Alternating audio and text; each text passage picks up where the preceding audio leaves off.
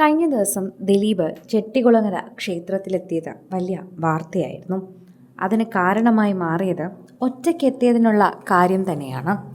ഇത്തവണ എത്തിയപ്പോൾ ആർക്കും വേണ്ടി പൂജകൾ കഴിക്കുന്നില്ല എന്നാണ് പറഞ്ഞിരുന്നത്. എന്നാൽ അവിടെ എത്തിയ ഉടനെ തന്നെ മീനാക്ഷിക്ക് വേണ്ടി പൂജകളെല്ലാം ദിലീപ് ചെയ്തിരുന്നു. മീനാക്ഷി ഇപ്പോൾ വിദേശത്താണ്. വിദേശത്ത് പഠനകാര്യങ്ങളുമായി മുന്നോട്ട് പോവുകയാണ് മീനാക്ഷി.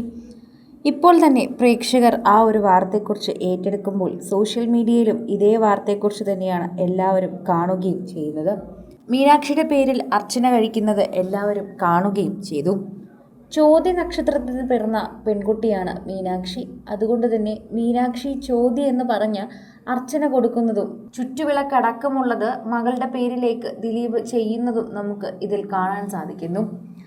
മാമാട്ടിയെയും കാവ്യയും ഒന്നും തന്നെ ഇത്തവണത്തെ ക്ഷേത്ര ദർശനത്തിൽ കൂടെ കൊണ്ടുവന്നില്ല. സ്വാഭാവികമായി ഷൂട്ടിംഗ് തിരക്കുകളിലാകുമ്പോൾ ദിലീപ് ഇത്തരത്തിലൊക്കെ ക്ഷേത്ര ദർശനം നടത്താറുണ്ട്. അങ്ങനെയാണ് കഴിഞ്ഞ ദിവസം അദ്ദേഹം ചെട്ടികുളങ്ങര ക്ഷേത്രത്തിലും എത്തിയത്. സാധാരണ ക്ഷേത്രങ്ങളിൽ എത്തുമ്പോൾ നേരത്തെ പറഞ്ഞറിയിക്കുന്നത് കൊണ്ട് തന്നെ തിരക്കിൽ നിന്നും ക്യൂവിൽ നിന്നുമൊക്കെ മാറ്റാൻ അതവർക്ക് സഹായകരമാകും. അല്ലെങ്കിൽ ഒരു പക്ഷേ ഇവരെ കണ്ട് ആളുകളെല്ലാം കുറച്ചുകൂടി തിരക്കിലേക്ക് പോകും.